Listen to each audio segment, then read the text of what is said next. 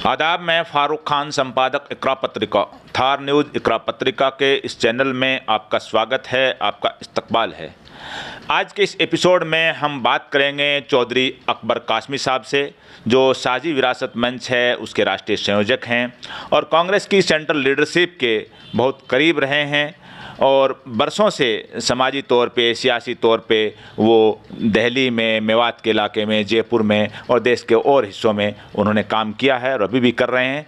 तो सबसे पहले हम जानना चाहेंगे कि चौधरी साहब, जो मुल्क में जो हालात अभी जो बन चुके हैं, ख़ास तौर से जो मुस्लिम कम्युनिटी को लेकर के, कि 2023 का विधानसभा चुनाव राजस्थान में, मध्य प्रदेश में, छत्तीसगढ़ में, तेलंगाना में अभी नज़दीक आ गया है और 5-7 महीने बाद 2024 के अंदर लोकसभा का चुनाव होगा। लेकिन मुस्लिम लीडरशिप की, मुस्लिम अवाम की पूरी तरह से सियासी तौर पे किसी भी सियासी पार्टी में कोई पूछगछ नहीं बची है और एक तरह का हाशिए पे लग गई है मुस्लिम कम्युनिटी।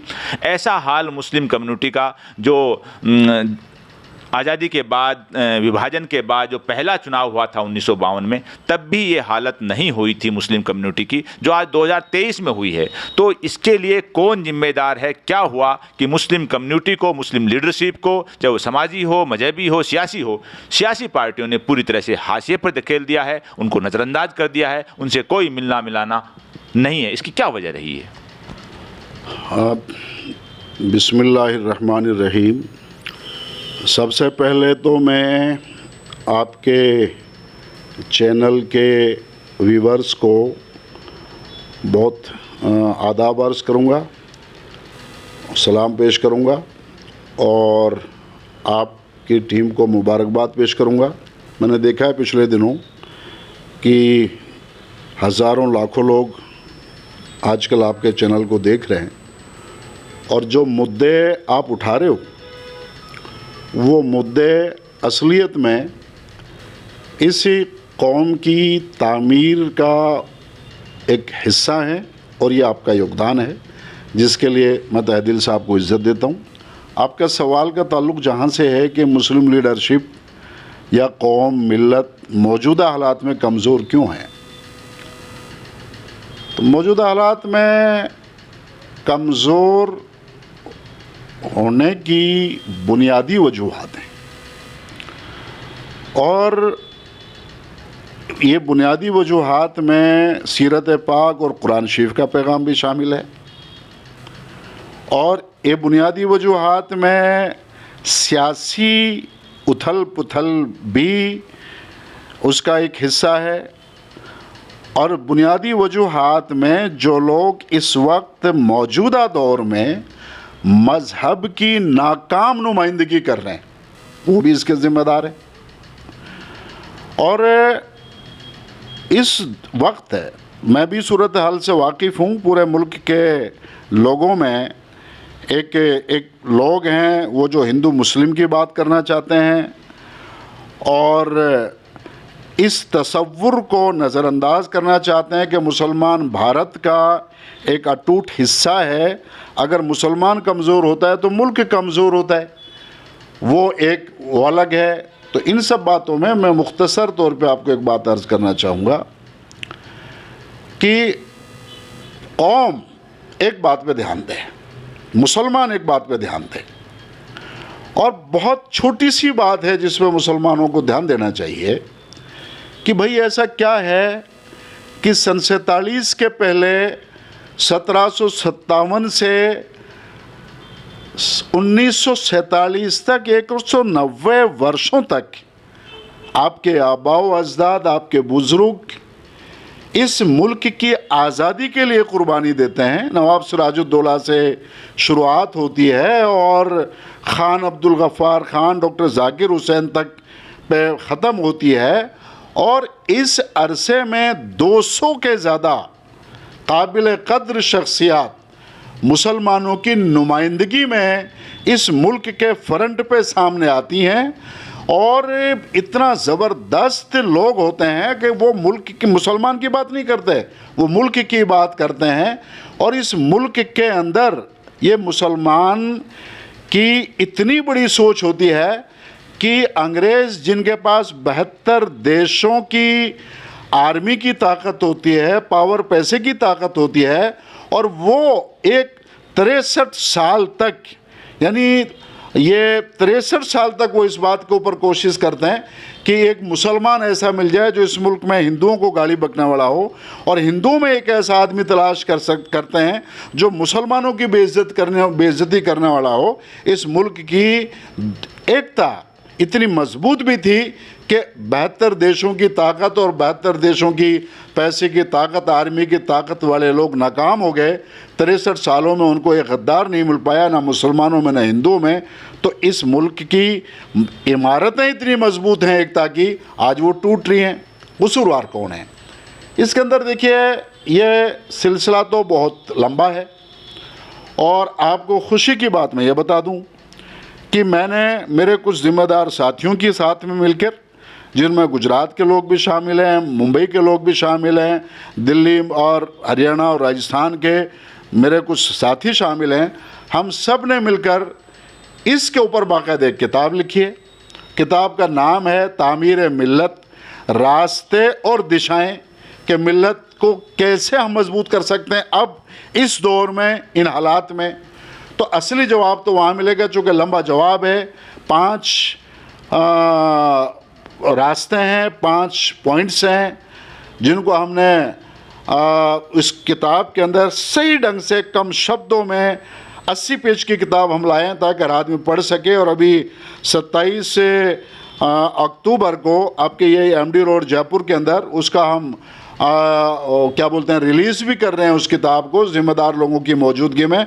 तो सही जवाब तो वहाँ पे उस किताब के अंदर मिलेगा। लेकिन मैं मुख्तसर तौर पे इतना अर्ज़ कर दूं कि 2 चीज़ हमारी कौम को समझना चाहिए। एक हमारा गुज़रा हुआ कल है कि जिसको समझे बगैर हम लीडरशिप को मजबूत नहीं कर सकते।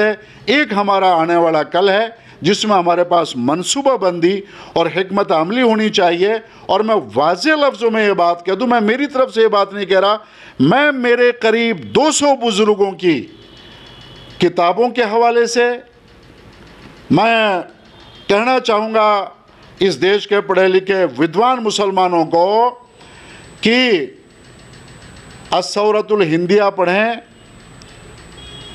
मौलाना फजल हक खैराबादी की, जो उन्होंने काला पानी की सज़ाओं के दरमियान लिखी। मौलाना जाफ़र थानेसरी की किताब पढ़ें जो उन्होंने काला पानी की सज़ाओं में लिखी। मौलाना अबुल कलाम आज़ाद की गुबार खातिर पढ़ें जो उन्होंने किला अहमद नगर की 7 साला जेल के दौरान लिखी। मौलाना मोहम्मद अली जौहर के आर्टिकल्स पढ़ें। मौलाना हसरत मोहानी की नज़में, गज़लें और उनकी किताबें पढ़ें, तब आपको समझ में आएगा कि मुस्लिम लीडरशिप का तसव्वुर क्या है। और उसको कमज़ोर आज इसलिए बना दिया गया कि हमारे शख्सियतों को हम लोग उभारते हैं। मुसलमान से मैं एक अपील करना चाहूँगा कि मेरे दोस्तों, आप नबी पाक सल्लल्लाहु अलैहि वसल्लम के ग़ुलाम हैं, उनकी सीरत के दीवाने हैं। और सीरत हमें एडवाइजरी बोर्ड कायम करने का हुक्म देती है, मजलिस शूरा बनाने का हुक्म देती है। कुरान शरीफ बताती है हमें वामरुहुम शूरा बैनहुम, क्या मुसलमानों का मामला ये होता है कि वो अपने मामलात को शूरा से हल करते हैं। जब से हमने इन बुतों को तराशा है, सियासत में हमने बुत पैदा कर दिए कि एक शख्सियत बाकी सब उसके कार्यकर्ता, मज़हब में हमने बुत पैदा कर दिए एक पीर बाकी सब मुरीद। ये सीरत पाक सल्लल्लाहु अलैहि वसल्लम की पैगाम के ख़िलाफ़ है। शख्सियत कुछ नहीं होती इस्लाम के अंदर। इस्लाम के अंदर मनसूबाबंदी होती है, हिकमत अमली होती है, जो मजलिस शूरा जिसको तैयार करती है। मुसलमानों में मजलिस शूरा का निज़ाम ले आओ, पूरे मुल्क के अंदर मजलिस शूरा मुसलमानों की हो, सूबे के अंदर हो, ज़िले के अंदर हो, विधानसभाओं के अंदर हो, कमेटी हो। नहीं, जो ये बात आपने कही कि ऐसे ऐसे हो, लेकिन जो मौजूदा सूरत हाल है इसके लिए अलग अलग पार्टियों की जो मुस्लिम लीडरशिप है, चाहे वो विधायक हों, कुछ भी रहे हों, और मजहबी लीडरशिप, क्या इन हालात के लिए वो जिम्मेदार स्पष्ट तौर पर, वाज़ेह तौर पर नहीं है? देखिए, आगे हैं कदम, पीछे है नज़र, जाना है कहाँ, जाते हैं किधर, मुबहम है यहाँ खुद सिमत सफ़र, नए रंगे ज़माना क्या कहिए। मेरे से ज़्यादा अच्छे से राजनीति में जो मुस्लिम लीडरशिप है उसको हर कोई इतना नहीं जानता जितना मैं जानता हूँ। मैंने ऑल इंडिया कांग्रेस कमेटी में 10 साल अहमद भाई पटेल साहब के साथ बहुत लोगों से मिले जुले, सब राज न्याज की बातें हैं। मैं कहना ये चाहता हूँ कि राजनीतिक दलों में 2-3 आदमियों को छोड़ के लीडरशिप तो है ही नहीं, वो तो कार्यकर्ता हैं, वो कुछ और गेम करते हैं। पार्टियों का एक नज़रिया है, पार्टी एक जिम्मेदार और उन लोगों को टिकट विकट से बहुत महरूम कर देती है, वंचित कर देती है, जो इस कौम में तब्दीली ला सकते हैं, जो हिंदू मुस्लिम एकता कायम कर सकते हैं। तो उन लोगों को तो पार्टियां नज़रअंदाज कर देती हैं। और ये जो राजनीतिक दलाल हैं, ये मेरे दोस्त भी हैं, इनमें मेरे भाई हैं, लेकिन जब कौम की बात आती है तो दोस्त बहुत छोटे लोग हो जाते हैं। ये वो मुझे भी माफ़ करें और अपने आप को भी माफ़ करें, इस कौम को भी माफ़ करें।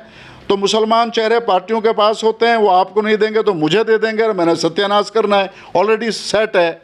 और मजहबी लोगों के अंदर जो ये लीडरशिप की जो आप बात कर रहे हो, मेरे भाई कुर्ता पायजामा टोपी पहनने का नाम मजहबी लीडरशिप नहीं होता है। कुरान शरीफ के पैगाम से, सीरत पाक के पैगाम से जब तक जो लोग वाकिफ़ नहीं होते, और ये मजहबी लीडरशिप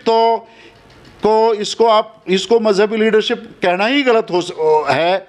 ये मजहबी लीडरशिप नहीं है, क्योंकि जिन लोगों को मैं नाम लेना चाहता और आप जो जानना चाहते हैं, हज़रत शेखुल हिंद रहमतुल्लाह अलैह की जमात के लोग अपने आप से सवाल पूछे हैं, क्या शेखुल हिंद के नक्शे कदम पे हैं वो? उबैदुल्लाह सिंधी के नक्शे कदम पे हैं वो? मुफ्ती किफ़ायतुल्लाह के नक्शे कदम पे हैं वो? मौलाना हिफ्ज़ुर रहमान सियोहारवी के नक्शे कदम पे हैं वो? जब नहीं है वो तो ऐलान करते हैं कि हमारा सियासत से कोई रिश्ता नहीं है। जिनके बुज़ुर्गों ने आज़ादी की तहरीक में बरसों बरस की जेलें गुजारी, उनके आज ये लोग कहते हैं तो ये लीडरशिप के नाम पर ढकोसला है, फ़रेब है, धोखा है। और मैंने आपको जो पहले कहा कि इस वक्त मुसलमानों को मजलिस शुरा कायम करनी चाहिए और उसके अंदर समाज के लोगों को, तालीम याफ्ता लोगों को, सभी तरह के, उसमें उलमा भी शामिल हों। मैं आपको एक बात और अर्ज़ कर दूं, मजहबी लीडरशिप में और इस वक्त मुल्क के उलमा में फ़र्क है। मुल्क में उलमा बहुत अच्छे हैं, आज भी नौजवान उलमा में बहुत फ़िक्रमंद उलमा हैं, लेकिन जो लोग ऊंचाइयों पर बैठे हुए हैं, उन्होंने उनका भी सत्यानाश कर दिया, कत्लेआम कर दिया उनकी सोच का, जहनियत का। और वो लोग लेकिन हाईलाइट वही लोग हैं। तो ये इस वक्त ये साफ है कि जो मजहबी तौर पे जो बड़ी शख्सियत हैं, हाँ, कुल हिंद लेवल की, हाँ, वो अपने ही, अगर जो जूनियर मौलाना हैं, जो उलमा हैं, जो छोटी उम्र के हैं, जो अच्छी सोच रखते हैं, उनको आगे बढ़ने में बहुत बड़ी रुकावट बने हुए हैं। बहुत बड़ी रुकावट बने हुए हैं। और इसलिए रुकावट बने हुए हैं कि ज़मीन, देखिए जो सामाजिक शख्सियतें हैं और ये उलमा इकराम जो हैं, उलमा इकराम के अंदर हमारी कौम को एक शऊर ये होना चाहिए कि कुरान शरीफ ने ये वाज़े कहा है, इन्नमा यख्शल्लाह मिन इबादिहिल उलमा, यानी कुरान इस बात की गवाही देता है कि उलमा ही के अंदर ही खौफ खुदा होता है। ये कुरान कहता है, मैं नहीं कह रहा हूँ। और कुरान शरीफ ने यह कहा है, कुल हल यस्तविल लज़ीना यअलमून वल्लज़ीना ला यअलमून, जो अहले इल्म हैं और जो अहले इल्म नहीं है कभी बराबर नहीं हो सकते। और नबी पाक सल्लल्लाहु अलैहि वसल्लम की हदीसों में बेशुमार उलमा की फजीलत हैं। मैं कहना ये चाहता हूँ कि क़यामत के आखिरी दिन तक, जब तक दीन इस्लाम और खुदा का कलाम इस दुनिया में मौजूद है, उलमा हमेशा मौजूद रहेंगे। और उलमा हक़ इस मिल्लत से मैं कभी ख़त्म नहीं हो सकते। लेकिन ये दौर ऐसा आ चुका है कि इस दौर के अंदर जो असली उलमा हैं वो पर्दे के पीछे हैं, और उनको भी मैं गुजारिश करूंगा, उनको आगे आना चाहिए। और उलमा के नाम पे कुछ लोग गलत फ़ायदा उठा रहे हैं, कुछ संगठन गलत फ़ायदा उठा रहे हैं, और हमारे संगठन इस तरह के हैं। देखिए, मैं आपको वाज़ेह लफ्ज़ों में कहता हूँ, किसी को बुरा लगे, कई संगठन हैं जो पिछले 75 सालों से मुसलमानों से ज़कात वसूल करते हैं, लेकिन कहीं उनका कोई योगदान दिखाई नहीं पड़ता। स्कूलों के नाम पे पूरी मिल्लत खाली पड़ी हुई है, इदारों के नाम पे पूरी मिल्लत, गाइडेंस के नाम पे पूरी मिल्लत खाली पड़ी हुई है, कम्युनिटी सेंटर के नाम पे पूरी मिल्लत खाली पड़ी हुई है। और उनकी किताबें पढ़िए, उनके ब्रोशर देखिए, वो ऐसी बातें करते हैं जैसे उन्होंने इस मिल्लत के ऊपर कितना बड़ा एहसान किया हुआ है। इस मिल्लत को वो भी लूट रहे हैं, राजनीतिक लोग भी लूट रहे हैं। वोट जहाँ मुसलमान की अक्सरियत है, वहाँ ऐसे दौड़े चले आते हैं, थैलों में पैसा भर के पार्टियों की लीडरशिप के पास जाते हैं। तो इन सब का इलाज एक ही है, कि पूरे मुल्क का मुसलमान सामाजिक तौर पे अपना संगठन मजबूत बनाएं, अमीर गरीब सब लोग मिलके उसमें रहें। आप जैसे लोग सब जगह विधानसभाओं में और नगर परिषदों में और लोकसभा में एक कमेटी बननी चाहिए इस वक्त, वो पूरा मुल्क की बननी चाहिए और वो फ़र्ज़ है इस वक्त। मैं समझता हूँ कुरान शरीफ की आयत है वअइद्दू लहुम मस्तताअतुम मिन क़ुव्वतिन व मिन रिबातिल ख़ैल तुरहिबून बिही अदुव्वल्लाहि व अदुव्वकुम। इस आयत से मैं खुदा हुक्म देता है कि अपना आप को शक्तिशाली बना के रखो। अच्छा, जो अभी कुछ दिनों पहले जो पार्लियामेंट के अंदर एक मामला हुआ कि जो सांसद हैं बीएसपी के कुंवर दानिश अली, उनके ऊपर भारतीय जनता पार्टी के एक दूसरे सांसद रमेश विधुड़ी ने जो अभद्र टिप्पणी की, जो यहाँ अपन बयान नहीं कर सकते, और उसके बाद बड़ा हंगामा हुआ। तो इसको आप किस नज़रिए से देख रहे हैं कि एक सांसद है जो सत्ताधारी पार्टी का है, वो ऐसी ज़बान बोल रहा है जिसको बोलना है भी अपने आप में एक बहुत बड़ी अभद्रता है, और वो भी दूसरे सांसद के ऊपर, तो इसको आप किस नज़रिए से देखते हैं? वो एक बहुत पुराना शेर है, बर्बाद गुलिस्तां करने को बस एक ही उल्लू काफ़ी था, हर शाख पे उल्लू बैठा है, अंजाम गुलिस्तां क्या होगा। देखिए, कहावत है अरबी की, कुल्लु इनाइन यतग़श्शह बिमा फ़ी, बर्तन में जो भरा होता है वही उससे टपकता है। ये इस बात को आप इस नज़रिए से ना देखें कि उसने क्या बोला है वहाँ पे, आप इस नज़रिए से देखें इस बात को कि पिछले 30 सालों में आप अगर हमारे मुल्क की राजनीतिक लीडरशिप को समझने की का अध्ययन करने की कोशिश करेंगे, कोई भी आदमी करे, तो उसको एक बात समझ में आएगी कि इस वक्त भाजपा के अंदर जो बड़े बड़े चेहरे लीडरशिप के हैं, उनकी बुनियाद क्या है? एंटी मुस्लिम, मुसलमान को, मिल्लत को, मुस्लिम लीडरशिप को गाली बकना, उसके ख़िलाफ़ बोलना। तो कोई 50 से ज़्यादा लीडर हैं इस पार्टी के अंदर जिनके पास कोई विचारधारा या कोई रणनीति के आधार पे या कोई इल्म और विज़न और एक विवेक के आधार पे वो लीडर बने हो, ऐसा तो नहीं है, सब भरे हुए हैं लोग। तो उस बेचारे ने भी वही नकल कर ली। अब गाली बकना और संसद में खड़े होके किसी को अभद्र बोल देना, भाषा बोल देना, तो ये कोई कमाल का काम तो है नहीं ना, ये कोई बहादुरी है। उसने बेवकूफ़ी भी इसको इसलिए नहीं कह सकते कि वो बंदा 4-6 दिन से जिसे कोई पूछता नहीं था, कोई जानता नहीं था कि रमेश विधोड़ी कौन है, अब उसको देश जानने लगा। अच्छा, उसका फ़ायदा हो गया। अच्छा, जो कुंवर दानिश अली के लिए जो चीज़ें बोली गई, और कुंवर दानिश अली भी बहुत आहत हुए, उन्होंने स्पीकर को पत्र भी लिखा और ये भी कहा कि अगर इसमें कुछ नहीं हुआ तो मैं जगह भी मैंने सांसद की सदस्यता छोड़ दूंगा। तो इसके बाद जो कांग्रेस के जो पूर्व राष्ट्रीय अध्यक्ष हैं राहुल गांधी, उनके घर पे गए, उनसे गले मिले, तस्वीरें वीडियो वायरल हुई, और देश की तमाम जो सियासी जमातें हैं, उनके सरबराह हैं, और यहाँ तक कि बीजेपी की भी बड़ी लीडरशिप ने इस चीज़ के लिए रमेश विधुड़ी को गलत ठहराया और कुंवर दानिश अली का इस मामले में एक तरह का उनको सपोर्ट किया।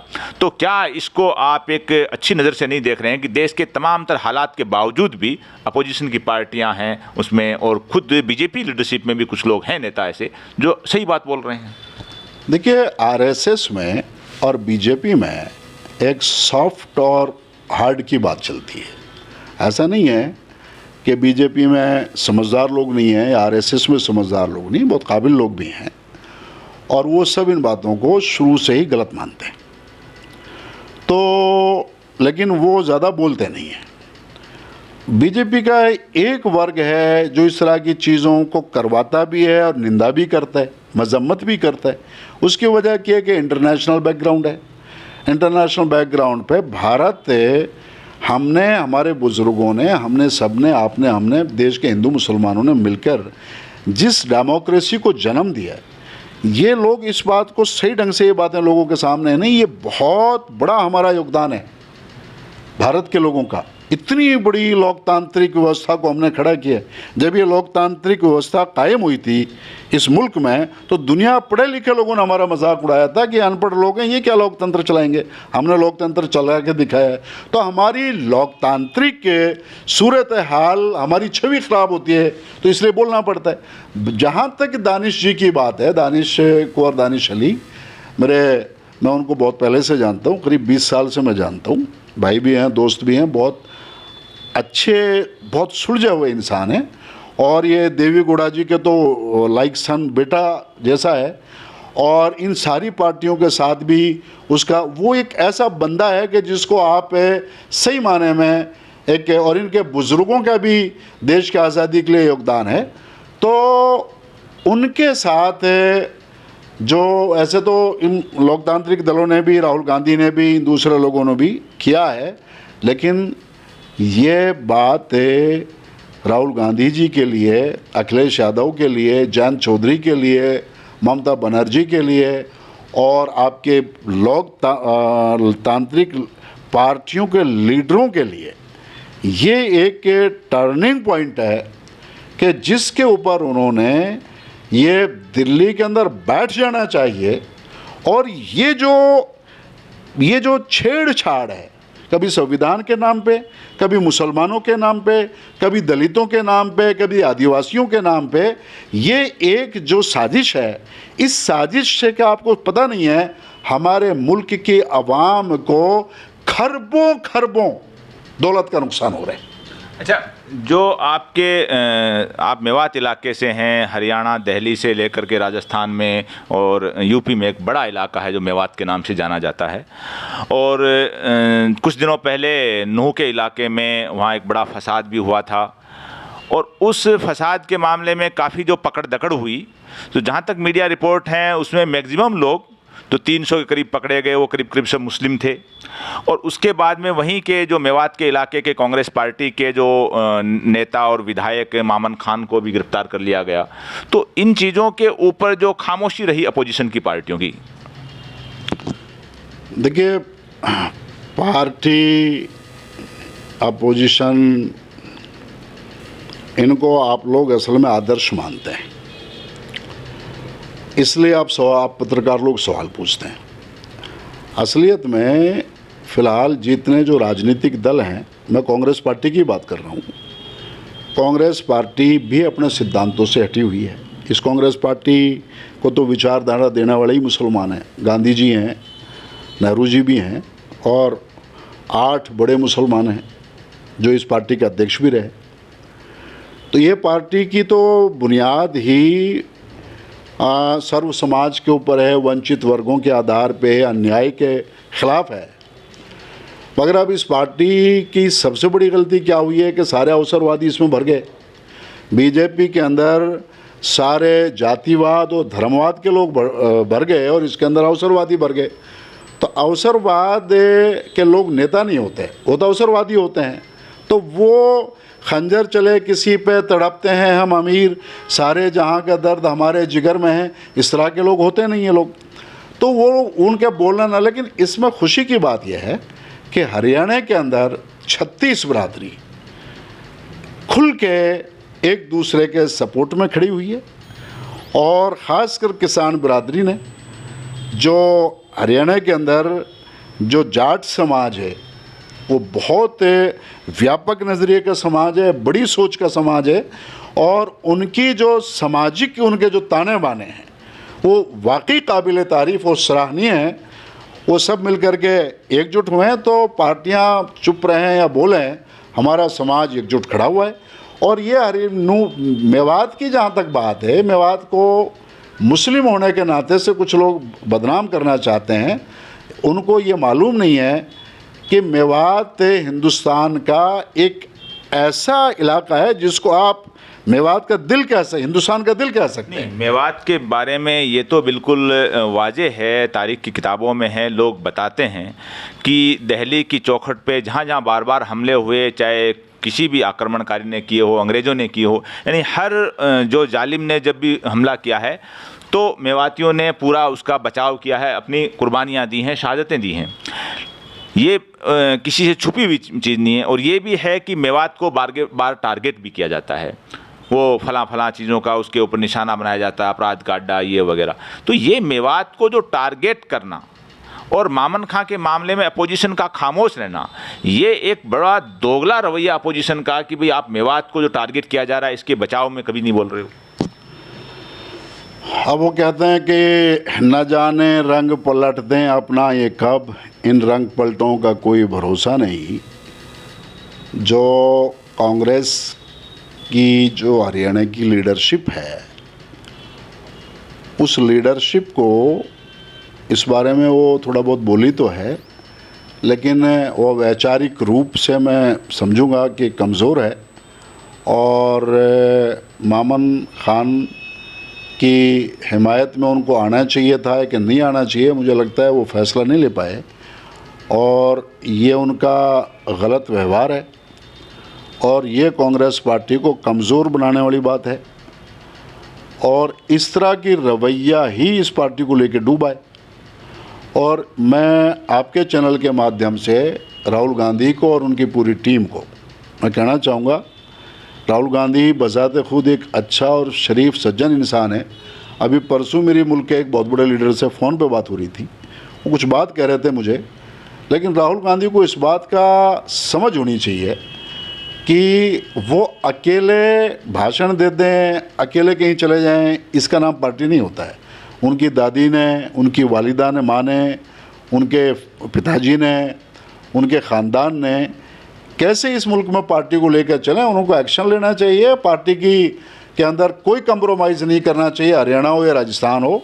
और ये जितने भी विचारलेस आदमी हैं, जिनके पास कोई विवेक नहीं है, ये तो पार्टी की सबसे बड़ी बात, बेइज्जती तो यही हो जाती है कि आप पदाधिकारी उनको बना रहे हैं कि जिनको कांग्रेस पार्टी के इतिहास के बारे में नहीं मालूम, कल्चर के बारे में नहीं मालूम, इस पार्टी की विचारधारा के बारे में नहीं मालूम, वो लोग इस पार्टी के पदाधिकारी हैं। और ये जो कार्यकर्ता और पदाधिकारी का गेम माननीय राहुल गांधी जी की ज़ेर सरपरस्ती जब से ये शुरू हुआ है, तब से ये पार्टी नीचे गई है। बहुत पहले राहुल गांधी जी ने जब ये पार्टी कार्यकर्ता और पदाधिकारी का गेम शुरू किया था, हम लोग उस टाइम AICC में थे और ये लिख के भी दिया, बात भी की। उस वक्त उनके दिल दिमाग में थोड़ी ज़िद थी और सब बड़ी लीडरशिप ने उनको कहा कि आप उस रविश पे पार्टी को चलाएं जो चलता हुआ रहा है। तो यही फेलियर है पार्टी का और इसको सही करने की ज़रूरत है। अच्छा, जो अपोजिशन की पार्टियां हैं, जो चाहती तो सब हैं कि मुस्लिम वोट है उसको मिले, बड़ी तादाद में मिले, अच्छा खासा उसके फेवर में पोल हो, लेकिन जो मुस्लिम कम्युनिटी के अंदर जो नए नए लड़के हैं, लड़कियां हैं, जो सियासी रुझान रखते हैं और एक बड़ा एजेंडा भी उनके दिमाग में है, लेकिन उनको कभी भी वो टिकट के तौर पे, पार्टी पदाधिकारी के तौर पे आगे बढ़ाने की कोशिश नहीं करते हैं। देखिए, जब जुल्म गुज़रता है हद से तो कुदरत को जलाल आ जाता है। एक उसकी शायर का शेर है, उसमें जब गुलिस्तान को उसमें नशेमन को जलाया माली ने, इस तरह के एक शेर है। मैं आपको कहना ये चाहूँगा कि पार्टियाँ बड़ी गलतफहमी की शिकार हैं। मुसलमानों के अंदर ऐसा तो है नहीं कि जागरूकता आएगी नहीं, मुसलमानों में बहुत काबिल बच्चे पैदा हो रहे हैं। और ये हिंदू मुस्लिम के नाम, ये वो एक पार्टी कहती है कि धर्म के नाम पे मुसलमानों को मारो, दूसरी पार्टी कहती है कि हम आपको बचाएंगे। इस मुल्क की मैं आपको एक भविष्यवाणी कर रहा हूँ, आप पढ़ लीजिए इस बात को। आने वाले बहुत कम वक्त में भारत के अंदर जो हिंदू मुस्लिम युवा पीढ़ी जो पैदा हो रही है, ये बहुत समझदार पैदा हो रही है। तो ये धर्म और जात पात के मसले ख़त्म हो जाएंगे और मुसलमान लीडरशिप में बहुत आगे जाएगा। उसके ब्लड में रिलेशनशिप है, ईमान में लीडरशिप है। और ये जो पार्टियों ने जो इनके साथ कि मुझे पता है जो आप कहना चाहते हैं, इतना अत्याचार करते हैं हमारे बच्चों के साथ, जो कार्यकर्ता हैं उनसे दरी बिछवाने का काम करते हैं और बदनाम करते हैं पार्टियों के लोग के चुनाव के अंदर मुसलमान पैसा खाता है। मैं कांग्रेस पार्टी के 20 चुनाव लड़ा चुका हूँ ऑन रिकॉर्ड, उनके अंदर मुसलमान के भी पैसा नहीं लेता, खर्चा करता है। लेकिन एक वर्ग है इस कांग्रेस पार्टी के अंदर जिनको बजट मिलता है ज़िलों का, जब चुनाव होता है वो पार्टी से वहाँ से बजट लेके चलते हैं। उस बजट को वो दिखाने के लिए दलितों को कहते हैं ये दारू मांगते हैं, मुसलमानों को कहते हैं ये पैसा मांगते हैं। तो ये एक षड्यंत्र है इन दलालों का और ये षड्यंत्र बहुत जल्दी ख़त्म होने वाला है। और आपको गुड न्यूज़ मैं ये देने जा रहा हूँ, जिस दिन इंशाल्लाह मेरी किताब मार्केट में आ जाएगी, तामीर मिल्लत रास्ते और दिशाएं। इंशाल्लाह उस दिन मुसलमान नई नस्ल के अंदर एक समझ पैदा होगी और इनका सुपड़ा साफ हो जाएगा। अच्छा, आखिरी सवाल आपसे कि आप कांग्रेस के जो लीडर हैं मरहूम अहमद पटेल साहब का जिक्र किया आपने, उनके बिल्कुल नज़दीकी रहे हैं, और एक दौर था कि जब कांग्रेस की लगातार डॉक्टर मनमोहन सिंह की लीडरशिप में जो गवर्नमेंट थी यूपीए की, तो उस ज़माने में सच्चर कमेटी, मिश्रा कमीशन है, वो गठित किए गए और मुसलमानों को रिजर्वेशन की और दीगर सिफारिशात उसमें की गई और बड़ी बड़ी बातें भी हुई, लेकिन उन सिफारिशों पे अमली जामा कांग्रेस की गवर्नमेंट ने तब नहीं पहनाया था। और अभी कांग्रेस पार्टी या उस यूपीए में जो पार्टियां शामिल थी जिन्होंने ये कमेटियां गठित की, उस चीज़ का कहीं अपना मंच से, कहीं किसी जो लिटरेचर में, कहीं मैनिफेस्टो में जिक्र करना ही छोड़ दिया। देखो, इसके दो पहलू हैं। आप इसको दूसरे नज़रिए से पूछना चाहते हैं, मैं इसका को अच्छे से जानता हूँ। इसके अंदर राजनीतिक दलों की गलती है, मगर मैं उसको इतनी बड़ी गलती नहीं मानता। उसकी गलती क्या होती है, आपके समाज की। जब अभी जाट हैं, जाट कांग्रेस में मजबूत हुए कि नहीं हुए, कई समाज कांग्रेस में मजबूत हुए कि नहीं हुए, उनके क्या है, उनके सामाजिक मनसूबाबंदी है। मुसलमानों की कोई सामाजिक मनसूबाबंदी तो है नहीं। अगर आप दिल्ली की बात करें तो 2-3 संगठनों के लोग हैं, वो कांग्रेस को एक अरसे तक गुमराह किए हुए रहे कि मुसलमान तो हमारे पीछे, आप हमसे बात करो और हम जो मुसलमानों को कह देंगे मुसलमान तो उस रास्ते पे चले जाएंगे, और हुआ भी है ऐसा। तो पार्टी, ये कांग्रेस पार्टी तो मुसलमानों से बहुत डरती थी, इसकी लीडरशिप बहुत डरती थी। इंदिरा गांधी जी के मैं 50 वाक़े आपको बता दूं कि शाम को टेलीफोन करके किसी को बुलाती थी, किसी के पास जाती थी और बड़े तरीके से काम होते थे। इसको निडर बनाया, विभाग बनाया हमारे अपने ही अंदर के लोगों ने। हमारी जो मजहबी और सियासी लीडरशिप जैसी भी थी, उसने जो हमारा वजन है, पार्टियों में जो खौफ था, उसको बिल्कुल ख़त्म कर दिया। उसको ख़त्म कर दिया और ये कह दिया कि ये मुसलमान तो हमारे पीछे हैं, आप हमसे बात करो, हम इनको जो कहेंगे वो कर लेंगे। और इन्होंने इस तरह से कौम की छवि को और मिल्लत की आबरू को कुछ लोगों ने बेचा, और जो बेच रहे हैं खुदा उनके हालात भी कौम के सामने ला रहा है। उन्होंने कुछ इस दुनिया में पाया नहीं। पैसा, दहली, गाड़ी, कोठी, बंगला, ये सब लोग बना लेते हैं। इन सब की बरकतें उठी हुई हैं और उनकी ज़िंदगी में उनके बड़े बड़े महलों के अंदर वीराने छाए हुए हैं, जो कौम की को बेचने का काम करते हैं। आप गुनाह बहुत सारे हैं, मगर कौम को बेचने का गुनाह कभी नहीं करना चाहिए। ये चौधरी अकबर कासमी साहब, ये किताब जो पीछे भी रखी हुई है, भारत की आज़ादी में मुसलमानों का योगदान, और इन्होंने जो बात बेबाकी से कही है कि जो मुस्लिम जो अवाम की जो आज एक तरह की दुर्दशा हुई है, सियासी तौर पे पूछगछ ख़त्म हुई है, उसके लिए पूरी की तरह पूरी जो सियासी लीडरशिप है, मजहबी लीडरशिप है मुस्लिम कौम की, वो जिम्मेदार है कि उन लोगों ने अपने मफाद के लिए काम किया, लेकिन अवाम के लिए, मुल्क के लिए कुछ नहीं किया। उन्होंने सब कुछ किया, वो अपने ही लिए किया, और उसकी जो सज़ा है आज पूरी तरह से जो मुस्लिम अवाम है और मुल्क भी एक तरह से भुगत रहा है कि मुल्क के जो हालात बने हैं और सियासी पार्टियां, ख़ास तौर से अपोजिशन की पार्टियां हैं, वो भी एक तरह की कहने को सेकुलर हैं, लोकतांत्रिक हैं, लेकिन कहीं भी वो इंसाफ पसंदी की जो बातें हैं मुसलमानों के हक़ में तो नहीं कर रही हैं। चाहे सच्चर कमेटी का मामला हो, चाहे मिश्रा कमीशन का हो, चाहे नई लीडरशिप है, जो नए लड़के लड़कियां हैं जो एक दिल में बड़ा जज्बा रखते हैं मुल्क और कौम की खिदमत करने का,